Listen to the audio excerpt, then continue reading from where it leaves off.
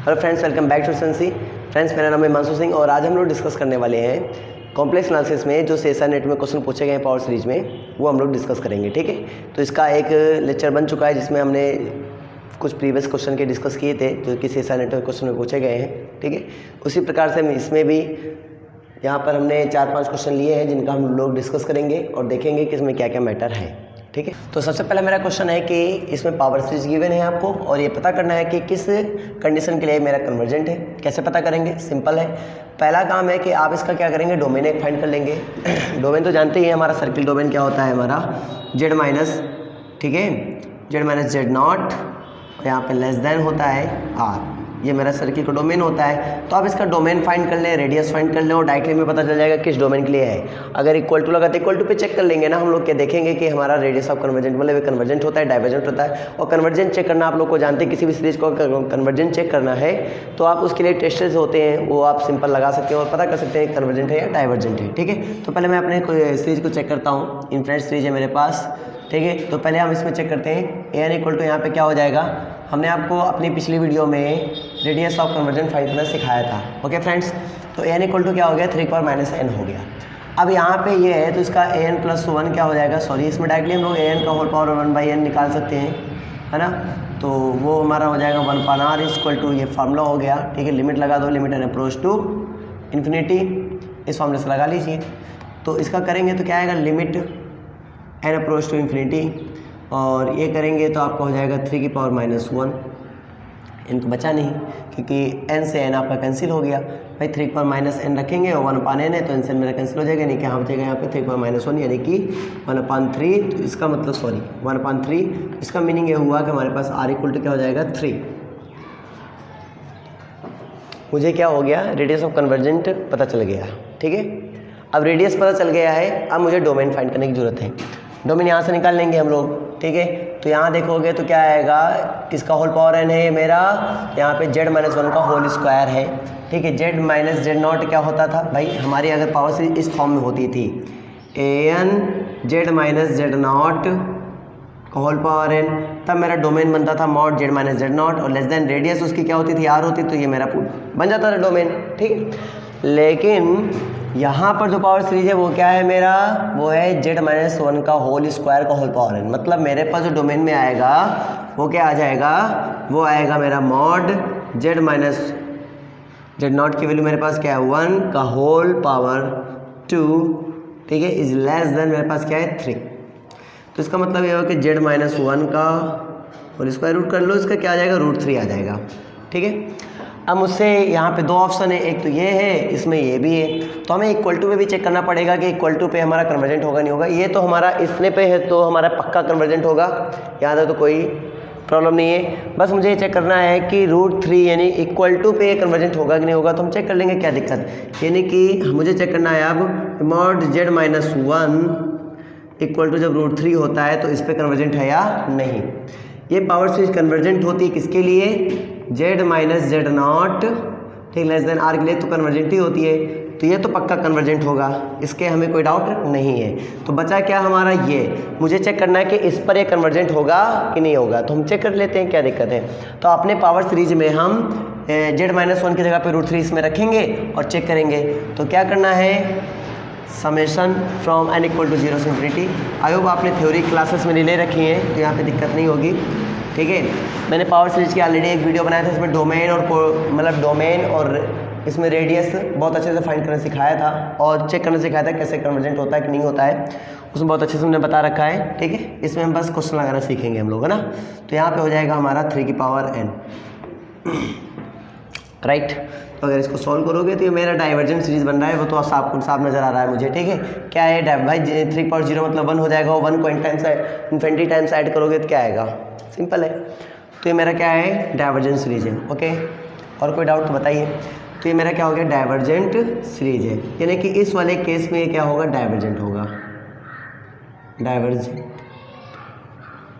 Alright, यहाँ तक कोई डाउट नहीं है। इसमें कौन कौन ऑप्शन डिस्कार्ड हो जाता है, ये तो ऑप्शन देखते डिस्कार्ड कर लो, कोई दिक्कत नहीं है। ठीक है, ये ऑप्शन मेरा करेक्ट है और ये भी ऑप्शन क्या है मेरा, डिस्कार्ड हो जाता है क्योंकि इसमें इक्वल टू में ये डाइवर्जेंट आता है ना। ग्रेटर देन में तो कन्वर्जेंट है, लेकिन इक्वल टू में क्या है मेरा, डाइवर्जेंट है, तो ये मेरा ऑप्शन से डिस्कार्ड हो जाते हैं। ओके, क्लियर हो गया। चलो आते हैं अगला क्वेश्चन नंबर सेकंड बोल रहा है कि कंसीडर द पावर सीरीज है मेरे पास, ठीक है, ये पावर सीरीज है where n is the, n क्या है मेरे पास, एन इक्वल टू क्या है, नंबर ऑफ डाइवर्जेस, ठीक है, डाइवर्जेस इफ ऑफ किसका, एन की power 50, then the radius of convergence of इसका क्या होगा। सिंपल है क्वेश्चन, बहुत ही सिंपल है। स्क्विज़ थ्योरम हम लोग बताएंगे, पहले स्क्विज़ थ्योरम क्या होता है वो जान ले उसके बारे में। जैसे मान लीजिए आपके पास कोई 3 फंक्शन है, ठीक है, मान लीजिए आपके पास कोई 3 फंक्शन है, फंक्शन एफ जेड है, जी जेड है एंड एच जेड। हमारे पास कोई 3 फंक्शन है, मान लो ऐसे गिवन है, ठीक है, और इसमें मैं क्या कर रहा हूँ, लिमिट अप्लाई कर रहा हूँ, लिमिट एन टेंस टू, ठीक है, कुछ भी है ऐसे मान लो है एफ एक्स, मान लो ये है एफ एक्स है, f x tends to infinity f x, limit x tends to infinity g x and limit h tends to infinity h x. ये कहता है कि अगर इन दोनों की लिमिट एल आई यानी सेम आई है तो इसकी लिमिट पक्का है कि एल होगी। समझे नहीं समझे, यही कहता है स्क्विज़ थ्योरम कि अगर इन दोनों की लिमिट मेरा एल आया है यानी सेम आया है तो इसकी लिमिट वही होगी जो इन दोनों की लिमिट होगी, ठीक है। तो समझ में आ गई बात, तो कोई दिक्कत नहीं है। तो हमने ये अपने क्वेश्चन के अकॉर्डिंग देखा है कि यहाँ पर एन क्या है, नंबर ऑफ डिवाइजर्स है ऑफ एन की पावर 50। एन क्या होगा, नंबर ऑफ डिवाइजर होगा जो कि इसको डिवाइजर कर मतलब डिवाइड कर रहा है। तो इस हिसाब से तो मेरा स्क्विज़ थ्योरम कैसे अप्लाई होगा समझना, ठीक है। तो मैं लगा रहा हूँ अपना स्क्विज़ थ्योरम, इसके लिए टा क्या है मेरा, एन की पावर 50 डिवाइजर्स ऑफ, ठीक है, किससे छोटा होगा, एन की पावर 50 का होल पावर 1/n, और ये क्या होगा, 1 की पावर 1/n से बड़ा होगा, ठीक है। ये मैंने क्या किया, स्क्विज़ थ्योरम इसमें लगा दिया मैंने, राइट।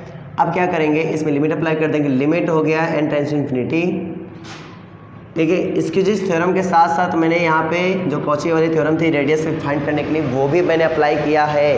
तो मैं सोच रहा हूँ वो अप्लाई नहीं हुआ है, ठीक है, वो मैंने अप्लाई किया है क्योंकि रेडियस ऑफ कन्वर्जेंट मुझे निकालना है। तो मैंने ये वाला फॉर्मूला लगाया ए एन का होल पावर 1/n, ठीक है। तो उसी को अप्लाई करते हुए मैंने इसको अप्लाई किया। आई थिंक ये बात आपको समझ में आ रही है, ठीक है, कोई डाउट नहीं है यहाँ तक। तो 1/r इक्वल टू फॉर्मूला नहीं होता है उस फॉर्मूले से, ठीक है। मैं थोड़ा डायरेक्टली कर रहा हूँ बिकॉज थ्योरी क्लासेस में आप लोग ये सब डिस्कस करो, यहाँ पे थोड़ा सेसा नेट के क्वेश्चन चल रहे हैं तो थोड़ा डायरेक्टली चलते हैं हम लोग, कोई दिक्कत नहीं है, ठीक है ना यहाँ तक। तो भाई क्या होगा, अब इसको अप्लाई कर लेते हैं, लिमिट भी अप्लाई करो, लिमिट मैंने लिमिट लास्ट में लिख रहा हूँ, वैसे लिमिट अप्लाई कर लो, लिमिट एन प्रो क्या एन टेंस टू इन्फिनिटी, ठीक है, limit n tends to infinity. अब चेक करते हैं इसकी वैल्यू तो क्या होगा, इसकी वैल्यू तो 1 ही होगी भाई, इसके तो कोई दिक्कत है नहीं। ये क्या देगा मेरा, ये देगा मेरा 1, ये क्या देगा मेरा, तो इसको थोड़ा सॉल्व करके बताता हूँ मैं तुम्हें। Limit n tends to infinity, ठीक है, एन की पावर 1/n का होल पावर 50, ऐसा हो सकता है। इसकी वैल्यू होती है 1 और 1 की पावर 50 मतलब हुआ 1, मतलब ये भी क्या देगा 1। तो पक्की बात है कि ये मेरा कितना देगा, ये भी मेरा 1 देगा, ठीक है। इसका मीनिंग डिवाइजर ऑफ आ रहा है, ठीक है ना। तो ये भी क्या देगा मेरा 1 देगा। और कोई डाउट हो बताओ। इसको मैं थोड़ा इस सिंबल के अकॉर्डिंग मतलब ये ले रहा हूँ मैं, ये जो मैंने लिया है ये, इसका मीनिंग ये है कि ये नंबर ऑफ डिवाइजर्स ऑफ इसका, मतलब ये जो टॉ लगाया है ना, ये इसका नंबर ऑफ डिवाइजर को बता रहा है, ठीक है। और इसका मीनिंग कुछ नहीं है, मतलब आप घबराना नहीं, मैंने एक नोटेशन दिया है कि ये क्या है, नंबर ऑफ डिवाइजर्स है इसका, कोई डाउट नहीं। अगर ये नंबर ऑफ डिवाइजर्स है तो पक्की बात है कि ये वैल्यू ज़्यादा ही होगी इससे, है ना, सिंपल है। और ये जो वैल्यू है ये 1 से बड़ी होगी, कोई दिक्कत नहीं है। अब समझ में आ रहा है, कोई दिक्कत तो है नहीं। बाय स्क्विज़ थ्योरम तो मैं इसको देख सकता हूँ कि किधर जा रहा है, 1/r equal to 1, 1/r equal to 1, so r equal to 1 ही आएगा, कोई डाउट है नहीं। तो इसमें कौन सा ऑप्शन क्लिक होएगा, पहला, ना तो दूसरा है, ना तीसरा है, और ना ही चौथा है। आई थिंक आपको क्लियर हो गया यहाँ तक, ठीक है। अब मैं आगे बढ़ाता हूँ वैल्यू को। क्वेश्चन नेक्स्ट मेरा क्या कहता है कि let px be a polynomial of the real variable x of degree k is greater or equal to 1, right. Consider the power series f z equal to, मेरे पास पावर सीरीज है, where z is a complex variable then the radius of convergence. ठीक है, अब मुझे देखो इसमें k greater or equal to 1, मतलब 1 से लेकर 1 से बड़ी जितने भी हैं उन सभी पर आपको चेक करना है, एक कांस्टेंट पे नहीं, 1 से लेकर 1 से बड़ी, डिग्री 1 हो या फिर 1 से बड़ी हो, यानी कि लीनियर हो या फिर क्वाड्रेटिक हो या फिर क्यूबिक हो, कुछ भी हो, ऐसा पॉलिनोमियल आप लीजिए। ठीक है, और वो कैसे होने चाहिए, रियल वेरिएबल्स होने चाहिए। तो सारी बातें समझना है आपको, मतलब पॉलिनोमियल्स कैसा होना चाहिए, रियल वेरिएबल्स होना चाहिए, कोई दिक्कत नहीं है। तो ये बात तो समझ में आ रही मुझे। तो पॉलिनोमियल हो गया मेरा रियल वेरिएबल का, कोई डाउट नहीं है। जिसकी डिग्री 1 हो या 1 से मोर देन हो, मतलब 1 या मोर देन का मतलब मीनिंग होता है कि यहाँ पर मान लीजिए हम कोई भी जनरल डिग्री वाला ले सकते हैं, जैसे मान लो ax स्क्वायर प्लस bx और प्लस c वाला ले लो, कोई डाउट। ठीक है, अब यहाँ तक कोई डाउट है नहीं। x की वैल्यू मेरे पास क्या है, n है, तो n यहाँ पे रख लीजिए, an स्क्वायर, क्योंकि pn है तो मतलब n स्क्वायर यहाँ पे an स्क्वायर, कोई भी आप ऐसे ले लो, जनरली आप उसी में चेक कर लो। ठीक है बेटा, यहाँ तो कोई दिक्कत नहीं है। तो pn की वैल्यू हमने ये हो गया, तो मान लो जैसे an नहीं होता वैसे pn हो गया मेरा। अब क्या होता है, आपको पता है pn प्लस 1 होता है, फॉर्मूला याद नहीं है क्या, फॉर्मूला ये होता है ना, an प्लस 1 निकालो, उसके बाद limit 1/r equal to limit, ठीक है, an plus 1 upon an intention infinity, ये पर हमें चेक करना होता है, राइट। तो चेक कर लेते हैं, देखते हैं क्या आता है। ठीक है ना, n प्लस 1 करेंगे, क्या हो जाएगा भाई, जाएगा a n प्लस 1 का whole square plus b n plus 1 और प्लस c। अब लिमिट बनी 1/r equal to limit n approach to infinity, और क्या हो जाएगा p n plus 1 upon p n. मैंने क्या रेंडमली आप कोई भी, मैंने क्या कहा 1 या 1 मोर देन कोई भी आप मान सकते हैं। हमने क्यूबिक ले लिया, सॉरी स्क्वायर यानी कि क्वाड्रेटिक ले लिया, आप क्या करें क्यूबिक ले सकते हैं। आप लीनियर से भी चेक कर सकते हैं, सभी में वैल्यू इसी कंडीशन को फॉलो करेगा, यानी सभी में वैल्यू आंसर सेम ही आएगा। ठीक है, सभी में क्या आएगा, सेम आएगा। चेक करके देखते हैं ना क्या दिक्कत है। तो अप्लाई कर रहा हूँ मैं, तो क्या हो जाएगा, a n प्लस 1 का whole square plus b n plus 1 और plus c upon a n square plus b n और प्लस c। यहाँ पे n स्क्वायर कॉमन ले लिया मैंने, ठीक है, तो मेरे पास हो जाएगा a 1 प्लस 1/n का whole square plus b 1 plus 1/n और प्लस c बाई n, ये हो गया मेरा अपॉन, यहाँ पे n स्क्वायर मैंने कॉमन ले लिया, यहाँ पे आया a plus b by n और plus c by n square, right, n square. कोई डाउट यहाँ तक नहीं है, ठीक है, 1/n स्क्वायर। और बताइए यहाँ तक कोई दिक्कत नहीं है। अब मैं क्या करूँगा, लिमिट अप्लाई कर रहा हूँ। लिमिट क्या है मेरे पास, लिमिट है n tension infinity, limit n tension infinity apply करते जा रहा है इसमें। अगर लिमिट अप्लाई करेंगे तो आप देखने को पा रहे हैं ये तो मेरा कैंसिल हो जाएगा, और ये हो जाएंगे इधर से 1, ये भी हो गया 1, सॉरी ये इधर हो गया 0, और यहाँ से लेकर ये पूरी वैल्यू हो गई 0, यानी एक अगर 1 के साथ मल्टीप्लाई करेंगे आएगा a, तो a अपॉन a आया, क्या आया, a अपॉन a, जिसको कैंसिल करेंगे वैल्यू क्या हो जाएगी, 1 हो जाएगी। तो 1 अपॉन r इक्वल टू 1 आया, सो r इक्वल टू कितना आ जाएगा, 1। r इक्वल टू 1 आया, मतलब कोई भी आप ले लें, चाहे क्यूबिक ले लें, चाहे क्वाड्रेटिक ले लें, चाहे लीनियर ले लें, चाहे जनरल ले लें। जनरल मतलब a n x power n plus, ठीक है ना, a n minus 1 x power n minus 1, इस तरह ले लें, या फिर a नॉट, इस मतलब कुछ भी ले लें आप, कोई फ़र्क नहीं पड़ता है, मतलब जनरल ले लें चाहे तो सिंपल ले लें। यहाँ तक समझ में आ गया किसका ऑप्शन कौन होगा, 0 तो हो नहीं सकता, ठीक है, 1 ही होगा, ना k होगा ना इन्फिनिटी होगा। और कोई डाउट, ठीक है। अब मेरे पास ये आता है लास्ट क्वेश्चन, इसको देख लेते हैं हम लोग। Let r denote radius of convergent. r क्या कर रहा है, डिनोट कर रहा है रेडियस ऑफ कन्वर्जेंट को ऑफ द पावर सीरीज। मेरे पास पावर सीरीज ऐसी है, ठीक है, k के फॉर्मेट में ले लो, चाहो तो n के फॉर्मेट में ले लो, समझने के लिए n के फॉर्मेट ले लो। क्वेश्चन में k के फॉर्मेट था इसलिए मैंने k के फॉर्मेट लिख दिया, आप n के फॉर्मेट में ले सकते हैं, ठीक है। Let r be the radius of, क्या डिनोट किया जा रहा है रेडियस ऑफ कन्वर्जेंट से, तो r क्या रेडियस ऑफ कन्वर्जेंट है, जो कि 0 से बड़ा है, यानी रेडियस ऑफ कन्वर्जेंट अगर 0 से बड़ा है इस केस में, and the series is a convergent on, और फिर उसका इंटरवल अगर ऐसा होगा तो कन्वर्जेंट होगा, ऐसा ये बोल रहे हैं, पहला ऑप्शन।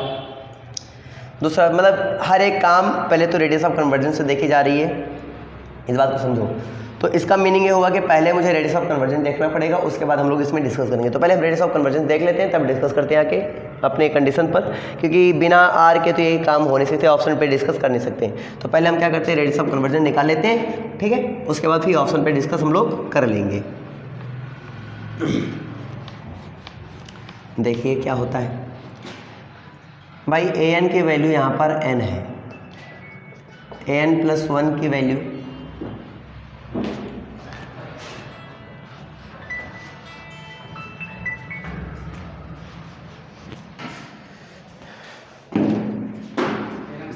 नमस्ते बेटा,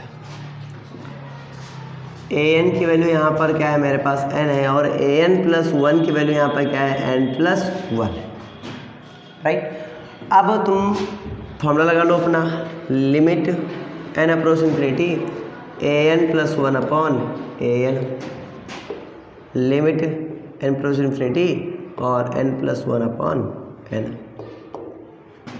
तो वैल्यू ये क्या देगा, वैल्यू दे देगा 1। तो आर इक्वल टू कितना आया 1, आर इक्वल टू कितना आ गया बेटा 1 आ गया, 1 आ गया। तो 0 से बड़ा ही है, तो 0 तो है नहीं, तो पहला तो फोर्थ ऑप्शन तो वैसे भी डिस्कार्ड हो जाता है, तो मतलब रह ही नहीं गया। अब बच्चे इन ये नहीं तीनों ऑप्शन में हम लोग डिस्कस करेंगे, ठीक है। इसको देखो, अच्छा इस ऑप्शन को देखो, फिर इस ऑप्शन पे चलते हैं। x इक्वल टू 1 माइनस 1 और x इक्वल टू 1 पे देखो, तब कहानी हमारी समझ में आ जाए, क्योंकि x इक्वल टू 1 और माइनस 1 पे चेक कर लेंगे ना, तो अगर ये दोनों पे हो रहा है तो इस ऑप्शन पे मान लो दोनों पे कन्वर्जेंट है, तो ये ऑप्शन जा सकता है, इस ऑप्शन पे फिर नहीं डिस्कार्ड हो जाएगा। देखो क्या हम समझा रहे हैं, मतलब x इक्वल टू आर की वैल्यू मेरी 1 आई, ठीक है। तो x इक्वल टू एक 1 पर और एक माइनस 1 पर अगर हम इसको कन्वर्जेंट देख लेते हैं, इस पावर से इसको कन्वर्जेंट देख लें, ठीक है। अगर मान लो ये 1 और माइनस 1 पे कन्वर्जेंट है, तो ये ऑप्शन करेक्ट हो जाता है, और ये ऑप्शन डिस्कार्ड ही है, सम डिस्कार्ड हो जाता है। अगर मान लो मतलब कि x इक्वल टू 1 पर ये मेरा कन्वर्जेंट नहीं होता है और x इक्वल टू माइनस 1 पे कन्वर्जेंट होता है, तब तो ये ऑप्शन करेक्ट हो जाएगा, और ये दोनों ये ऑप्शन डिस्कार्ड हो जाएगा, ये ऑप्शन डिस्कार्ड हो जाएगा, और ये ऑप्शन मुझे और चेक करना पड़ेगा फिर, ठीक है। कहने मतलब ये है कि आप इन ऑप्शन को चेक करने के लिए पहले इन पॉइंट पे चेक करें, क्योंकि इसी पॉइंट से हमें डिस्कस कर सकते हैं कौन ऑप्शन डिस्कार्ड होगा, कौन ऑप्शन मेरा करेक्ट होगा, ठीक है। चलो चेक कर लेते हैं। तो पहले मैं क्या करता हूँ, 1 रख देता हूँ पावर सीरीज में, एन की वैल्यू रेडियस ऑफ कन्वर्जन मेरा 1 आया है, ठीक है। तो इसको चेक कर लेते हैं आर इक्वल टू 1 के लिए। तो डोमेन मेरा सेट कर लो 1, डोमेन मेरा किस करना सेट कर लो 1 के लिए सेट कर लो, तो क्या हो जाएगा 1 पावर n हो जाएगा। तो ये क्या हो जाएगी पावर सीरीज मेरा क्या हो जाएगी, ये पावर सीरीज मेरा क्या हो जाएगा भाई, ये कन्वर्जेंट हो गया डाइवर्जेंट। देखो ध्यान से, मैंने क्या किया x इक्वल टू 1 के लिए चेक किया, x इक्वल टू किसके लिए चेक किया 1 के लिए, सॉरी 1 के लिए, इसके लिए चेक किया। तो 1 की पावर n का मतलब हुआ 1, मतलब n आ जाएगा। n का अगर n टाइम्स ऐड कर रहे हैं 1 2 3 ऐड करते चले जा रहे हैं, तो डाइवर्जेंट पावर सीरीज बन रही है, डाइवर्जेंट। तो क्या हो जाएगा डाइवर्जेंट होगा, मतलब इज नॉट कन्वर्जेंट, यानी एक केस तो मिल रहा है is not convergent, okay. x equal to 1 पर मुझे कन्वर्जेंट नहीं मिलेगा, नहीं समझ में आ रही है बात। देखो हमने क्या बताया, आप इनको अकॉर्डिंग चेक करें। जैसे बोल रहे हैं x इक्वल टू आर की वैल्यू मेरे पास कितनी है 1, मतलब x इक्वल टू 1 इसमें पुट कर दें, ठीक है। अगर x इक्वल टू 1 आपने पुट किया तो बना मेरे पास क्या बन गया, मुझे बन गया समेसन n इक्वल टू 1 से लेकर n इक्वल टू 1 से लेकर इन्फिनिटी, और ये मेरा बन गया n। ये कैसी सीरीज है, ये डाइवर्जेंट सीरीज है, ये मैंने बोला आपको, ठीक है। उसके बाद अब -1 के लिए चेक करूँगा मैं, -1 के लिए चेक करूँगा, तो -1 के लिए भी मेरा क्या हो जाएगा डाइवर्जेंट सीरीज हो जाएगी। ऑफ कोर्स डाइवर्जेंट सीरीज होगी, अल्टरनेट पॉजिटिव नेगेटिव चलेगा तो क्या मतलब हुआ, ठीक है। लेकिन सीरीज कैसी अल्टरनेट पॉजिटिव नेगेटिव होता है, ओके अल्टरनेट पॉजिटिव नेगेटिव है कोई बात नहीं, लेकिन सीरीज कैसी डाइवर्जेंट है कि कन्वर्जेंट, डाइवर्जेंट ही तो है ना। किस लगा के देख लीजिए, लिमिट लगा के देखिए, u1 does not equal to 0 आएगा, n इक्वल टू 0 थोड़ी आएगी, u1 does not equal to 0 आएगा, मतलब इन्फिनिटी कुछ भी आए, लेकिन कन्वर्जेंट है क्या, नहीं है, डाइवर्जेंट है। क्या है डाइवर्जेंट, तो मतलब x इक्वल टू -1 पे मेरा क्या आएगा डाइवर्जेंट आएगा। तो मतलब पक्की बात है कि एक ऑप्शन तो डिस्कार्ड हो गया, और ये ऑप्शन देखते डिस्कस कर दो, क्योंकि ये दोनों डोमेन में दोनों r और -r दोनों इंक्लूड कर रहे हैं, तो एक ही ऑप्शन बचता है थर्ड वाला, जो कि मेरा क्या हो जाएगा करेक्ट हो जाएगा। आई होप आपको ये पूरा कंसेप्ट समझ में आया होगा। तो अगर आप मेरे चैनल में नए हो प्लीज़ चैनल को सब्सक्राइब करें और दोस्तों भी शेयर करें। Thanks for watching this video.